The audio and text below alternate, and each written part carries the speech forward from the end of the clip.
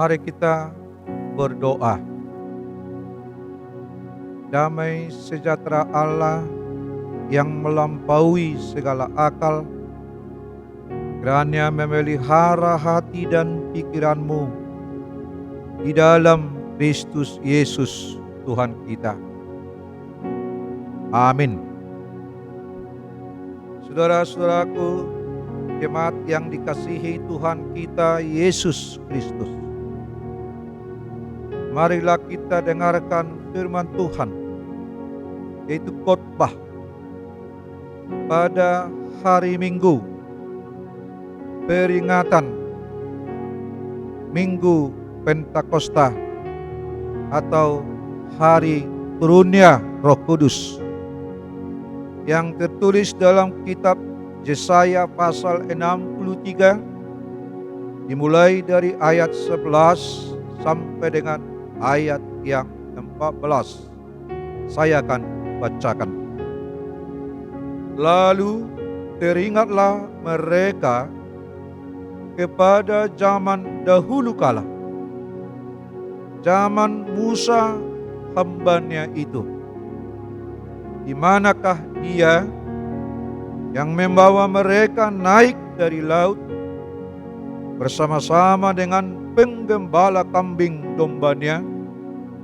Di manakah dia yang menaruh Roh Kudusnya dalam hati mereka, yang dengan tangannya yang agung menyertai Musa di sebelah kanan yang membelah air di depan mereka untuk membuat nama abadi baginya, yang menuntun mereka melintasi samudra raya seperti kuda melintasi padang gurun. Mereka tidak pernah tersandung seperti ternak yang turun ke dalam lembah.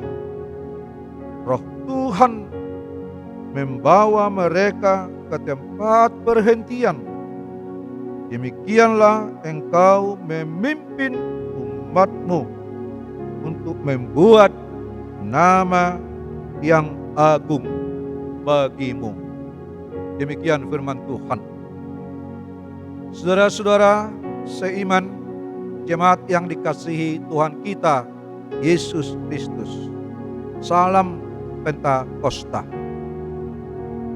Pada hari Minggu ini kita merayakan peringatan hari Pentakosta atau hari turunnya Roh Kudus. Dan Minggu Pentakosta adalah salah satu perayaan yang besar bagi pengikut agama Kristen. Mengapa demikian, saudara-saudara? Yang pertama, karena hari ini adalah merupakan peringatan turunnya Roh Kudus seperti yang diberitakan di dalam Alkitab, yang tertulis dalam kitab para rasul pasal yang kedua.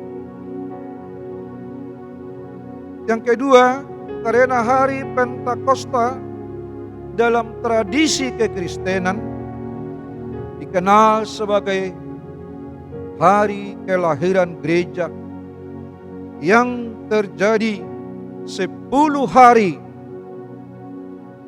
setelah naiknya Yesus Kristus ke surga, dan 50 hari setelah kebangkitan Yesus dari yang mati.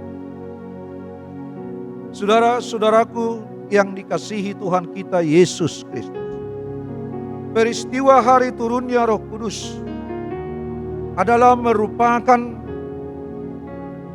suatu janji yang sudah diucapkan oleh Yesus pada waktu dia masih hidup di dunia. Ketika itu Yesus berkata, "Aku tidak akan meninggalkan kamu sebagai yatim piatu. Dan jika aku pergi, aku akan mengutus rohku kepadamu. Yohanes pasal 14 ayat 18. Perkataan Yesus di sini adalah suatu kebenaran. Dan peristiwa Pentakosta adalah bukti kebenaran dari apa yang sudah diucapkan oleh Tuhan Yesus sebelum dia naik ke surga. Saudara-saudara seiman, apa yang terjadi pada hari Pentakosta? Marilah kita lihat dari isi Alkitab. Apa yang berubah, apa yang luar biasa yang terjadi di dalam jemaat mula-mula ketika itu. Ada sesuatu perubahan yang luar biasa ketika mereka sudah menerima Roh Kudus. Yang pertama, saudara-saudara, gaya hidup mereka banyak yang berubah dari gaya hidup yang sebelumnya. Yaitu mereka mau berbagi dalam suka dan duka. Saudara-saudara, suka duka itulah silih berganti kehidupan manusia selama hidup di dunia. Kalau seseorang mengalami sukacita ketika itu, tetapi itu bukan hanya miliknya, tetapi sukacita itu menjadi sukacita milik bersama. Sebaliknya, kalau seseorang mengalami duka, mengalami masalah, mengalami problem, itu juga menjadi duka bersama. Tidak seperti saat ini yang kita jalani dalam hidup ini. Sukacita orang lain hanya sukacita bagi dia sendiri. Duka orang lain hanya duka bagi dia sendiri. Itulah yang kita alami sekarang. Tidak bersama-sama saling membagi di dalam suka dan duka, tetapi di dalam hari turunnya Roh Kudus, itu menjadi bagian daripada kehidupan mereka. Mereka sama-sama memikul di dalam beban. Mereka sama-sama bergembira, bersukacita ketika mengalami sukacita. Itulah gaya hidup yang luar biasa, gaya hidup yang baru yang mereka lakukan dalam kehidupan sehari-hari. Mereka saling membagi baik di dalam suka dan juga di dalam duka, karena hidup mereka telah dipenuhi oleh Roh Kudus. Yang kedua, saudara-saudaraku, apa sesuatu yang baru yang terjadi bagi kehidupan mereka yang sudah dituntun oleh Roh Kudus?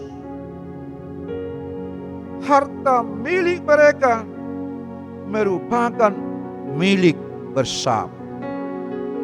Tidak ada satu orang pun ketika ada seseorang memiliki harta, tapi mereka tidak merasa itu hanya milik pribadi, hanya milik keluarga. Tetapi sesuatu yang dimiliki oleh setiap orang, setiap keluarga, mereka mengatakan bahwa itu adalah milik bersama. Saudara-saudaraku, itulah kehidupan yang dituntun oleh Roh Kudus. Sama-sama makan, sama-sama minum, sama-sama kenyang, sama-sama haus. Tidak ada yang berlebihan. Tetapi segala milik harta mereka adalah milik bersama. Saudara-saudaraku, apakah kita boleh merasakan ini saat ini? Mengapa kita merasakan ada manusia ini sekarang yang begitu kenyang, ada begitu lapar? Karena manusia di zaman sekarang telah dikuasai oleh roh-roh zaman. Bukan lagi Roh Kudus yang menuntun, tetapi adalah roh-roh zaman. Itulah yang menguasai hidup manusia sekarang. Sehingga kita semuanya jauh dari kehidupan seperti zaman dahulu ketika turunnya Roh Kudus. Saudara-saudaraku, apa yang berubah ketika itu pada hari turunnya Roh Kudus sesuai dengan Kisah Para Rasul pasal yang kedua. Di sana dikatakan mereka mengasihi dan setiap mereka mencintai, menunjukkan cinta kasih kepada semua orang. Jadi semua orang adalah saudara kita, teman kita. Teman kita untuk bersenang, berbagi kebahagiaan. Teman kita untuk berbagi di dalam susah. Karena semua manusia itu adalah saudara kita. Itu sebabnya ketika turunnya Roh Kudus, mereka sama-sama mengasihi dan sama-sama mencintai semua orang. Tidak ada perbedaan-perbedaan di antara mereka. Saudara-saudaraku yang dikasihi Tuhan kita Yesus Kristus, mari kita perhadapkan nats ini. Firman Tuhan yang kita dengar pada zaman kita, keadaan kita sekarang. Apakah kita mencintai kehidupan setiap orang pada saat ini? Kita telah melihat dan mengenal pada saat ini banyak corak kehidupan, cinta kasih seseorang yang begitu banyak corak kehidupan setiap orang. Ada cinta kasih hanya sebatas ucapan, hanya sebatas kata-kata, dan ada cinta kasih kaplingan yang sudah dibatas-batasi, dikotak-kotakkan, dibeda-bedakan. Tapi cinta kasih bagi setiap kehidupan yang dituntun oleh Roh Kudus. Dia mencintai setiap orang. Mari kita saudara-saudaraku jemaat yang dikasihi Tuhan kita Yesus Kristus, sebagai tanda-tanda ciri-ciri yang sudah dituntun oleh Roh Kudus hidupnya, maka cinta kasih kita mengasihi setiap orang. Tidak ada bagi orang hidupnya yang sudah dituntun Roh Kudus, yaitu cinta kasih kaplingan yang membeda-bedakan, mengkotak-kotakkan setiap orang. Karena kita semuanya satu dan bersaudara di hadapan Tuhan Yesus. Saudara-saudaraku seiman, itulah gaya hidup yang baru, yang berbeda dari gaya hidup mereka sebelum turunnya Roh Kudus. Yang keempat, mereka sehati sepikir berkumpul di dalam bait Allah. Jadi gereja persekutuan adalah suatu tempat untuk sehati sepikir beribadah, memuji dan memuliakan Tuhan. itulah fungsi daripada bait Allah, fungsi dari gereja. Karena bait Allah itu adalah tempat ibadah memuji Tuhan atau kehadiran Allah. Saudara-saudaraku, marilah dalam peringatan hari Pentakosta ini kita diingatkan kembali apakah fungsi daripada gereja itu. Gereja bukan tempat untuk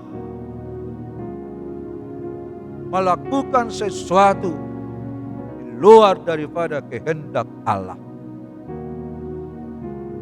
Tetapi gereja adalah tempat kita melakukan sesuatu untuk beribadah, melakukan sesuai dengan kehendak Allah. Kita diingatkan kembali sesuai dengan peringatan hari Minggu turunnya Roh Kudus ini.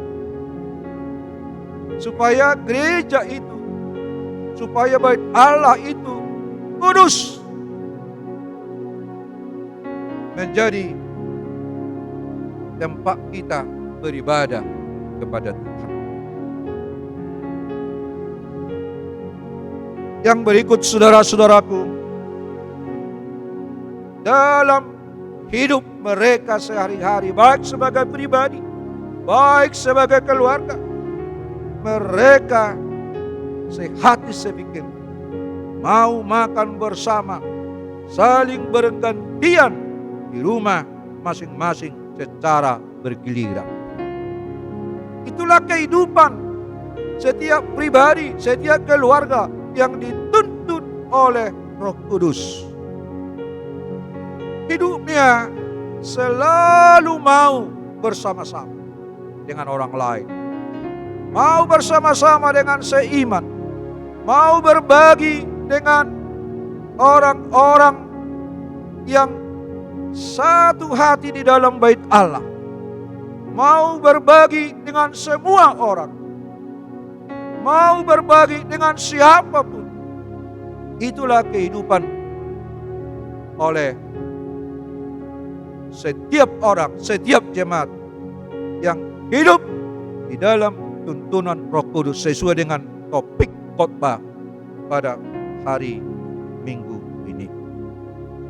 Saudara-saudaraku, jemaat yang dikasihi Tuhan kita Yesus Kristus,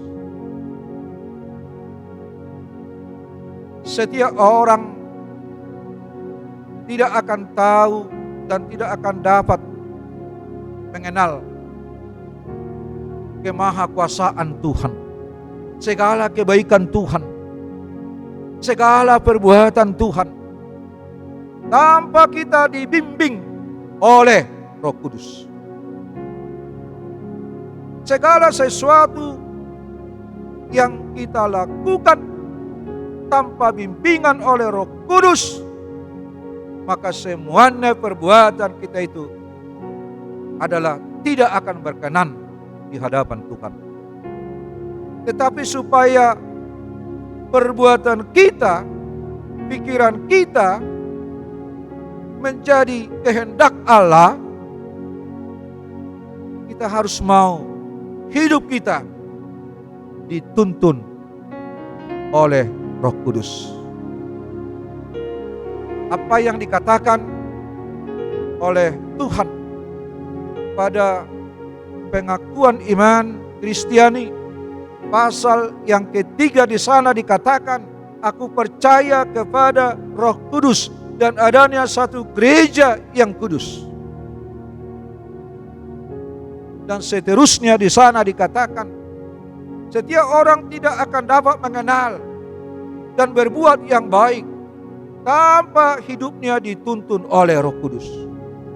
Setiap orang tidak dapat melakukan sesuatu yang baik di hadapan Allah, di hadapan manusia, tanpa hidupnya dibimbing dan dituntun oleh Roh Kudus. Setiap orang tidak dapat mengenal segala sesuatu keajaiban yang diberikan oleh Tuhan kepada hidup kita, bahkan berkat yang diberikan Tuhan, kita tidak akan mengenal itu perbuatan Allah tanpa kita dituntun dan dibimbing oleh Tuhan. Inilah yang diingatkan oleh para nabi Yesaya kepada bangsa Israel ketika itu. Nabi Yesaya mengingatkan bahkan bangsa Israel telah lupa di dalam sejarah bahwa nenek moyang mereka telah dituntun oleh Tuhan keluar dari masalah, keluar dari perbudakan, keluar dari segala beban-beban kehidupan. Tetapi ketika mereka sudah sampai di tanah Kanaan, bahkan di Yerusalem, kehidupan mereka tidak seperti apa yang mereka harapkan, apa yang mereka inginkan. Mereka lupa atas sejarah nenek moyang mereka yang sudah ditolong, dituntun oleh Tuhan Allah keluar dari sejarah perbudakan mereka.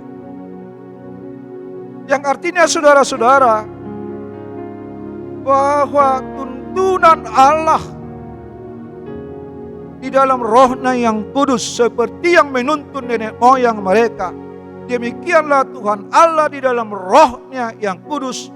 Walau Yesus Kristus sudah naik ke surga, tetapi Roh Kudus tetap menyertai mereka sampai akhir zaman. Tidak sebaliknya seperti dalam nats khotbah ini, mereka bertanya-tanya ketika mengalami suatu masalah, ketika mereka mengalami sesuatu kekurangan di dalam kehidupan, mereka berkata, di manakah Tuhan Allah? Tuhan Allah yang sudah meneberangkan nenek moyang mereka dahulu. Tuhan Allah yang sudah memberi makan dan minum dalam perjalanan keluar dari Mesir nenek moyang mereka. Apakah Tuhan Allah sudah meninggalkan mereka? Tapi melalui Nabi Yesaya dalam khotbah ini mengatakan, Tuhan tidak pernah meninggalkan umatnya. Itulah kehadiran Allah sepanjang masa dalam hidup setiap ciptaannya. Tuhan menuntun sampai akhir zaman, walaupun digambarkan dalam khotbah ini seperti domba-domba yang turun di dalam lembah. Tidak kekurangan sesuatu apapun, mereka terus dibimbing sampai mereka bahagia dan selamat. Demikianlah kehidupan setiap orang yang percaya bahwa dengan tuntunan Roh Kudus hidup kita dijamin walaupun kita berjalan di dalam lembah-lembah kegelapan.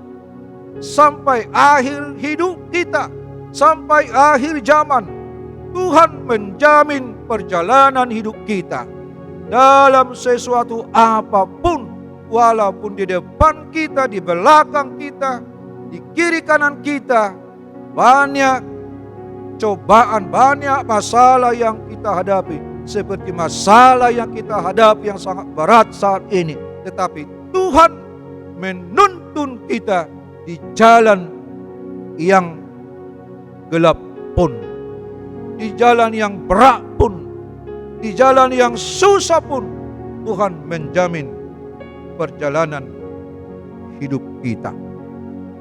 Marilah kita, saudara-saudaraku, seperti topik khotbah saat ini yang berkata, Tuhan menuntun hidupmu. Mari kita setiap orang hidup di dalam Roh Kudus. Biarlah Roh Kudus yang menuntun kita, yang menguasai hidup kita. Karena setiap orang yang hidupnya dikuasai oleh Roh Kudus dan hidup di dalam Roh Kudus, maka hidupnya akan berbuah damai sejahtera, cinta kasih, lemah lembut, dan Tuhan akan memberi kita ketabahan, kesabaran. Sesulit apapun yang kita hadapi, Tuhan memberi kemenangan bagi kita, karena Tuhan di dalam Roh-Nya yang kudus menuntun kita sampai akhir zaman. Amin. Mari kita berdoa. Terima kasih Tuhan Allah Bapa. Berikanlah Roh-Mu yang kudus kepada kami setiap umat-Mu, setiap pribadi, agar Roh-Mu yang kudus menguasai hidup kami setiap pribadi. Biarkan Tuhan Roh-Mu yang kudus yang bekerja di dalam hidup kami masing-masing. Jauhkan kami dari kuasa-kuasa roh-roh zaman yang menguasai setiap orang. Sebab kalau roh-roh zaman yang menguasai hidup kami, maka hidup kami akan menjalani malapetaka, seperti orang yang berjalan di dalam kegelapan, kekelaman, tidak akan sampai kepada tujuan. Tapi bagi setiap orang, setiap pribadi yang hidupnya berjalan sesuai dengan tuntunan oleh Roh Kudus, biarpun kami berjalan di jalan kekelaman, kegelapan, berjalan di jalan yang lembah, yang suram, tetapi Tuhan akan menuntun kami, biar kami beroleh keselamatan. Dan juga sepanjang zaman, sepanjang hidup kami, Tuhan menjamin kehidupan kami masa kini dan masa yang akan datang. Terima kasih Tuhan. Biarlah Roh-Mu menguasai kami semuanya, agar kami hidup di dalam damai sejahtera, lemah lembut, dan cinta kasih kepada Tuhan dan kepada setiap orang. Terima kasih kami berdoa di dalam nama anak-Mu Yesus Kristus Tuhan kami. Amin.